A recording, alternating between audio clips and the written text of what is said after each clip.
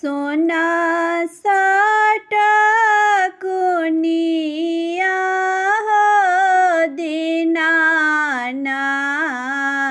हे घूमै छ सानसार हे घूमै छ सानसार सोना साटा कुनिया हो दीनानाथ हे घूमै छ सानसार हे घूमै छ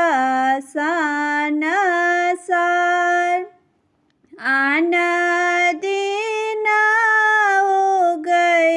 छ दीनानाथ आहे भोर भिनुसार आहे भोर भिनुसार आन दिन उगै छ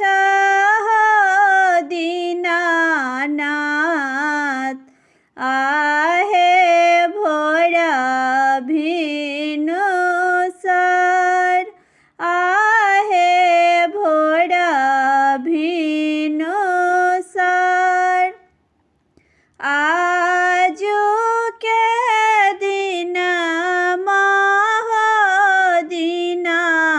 दीनानाथ हे लागल एति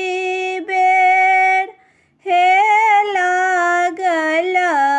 एति बेर बाट में भेटिए गेल गे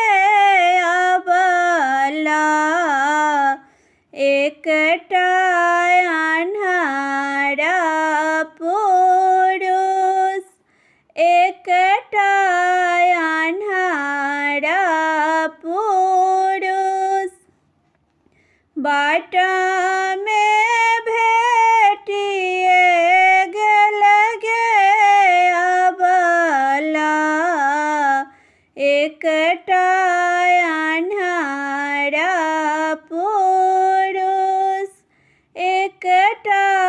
अन्हारा पुरुष आँखिया दियाइते गे अबला हे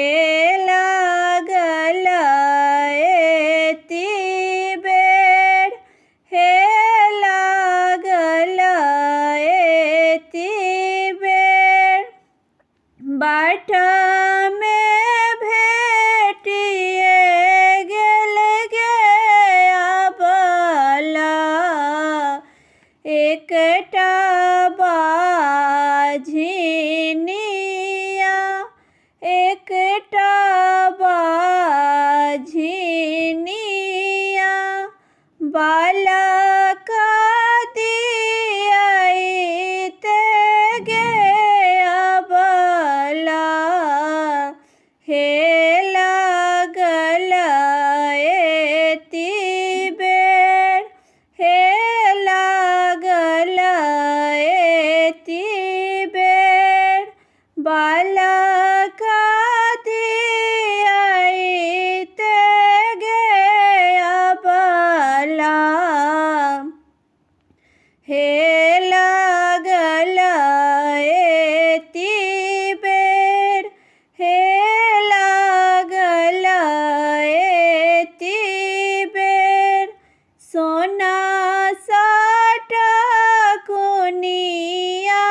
हो दीनानाथ हे घूमै छ सानसार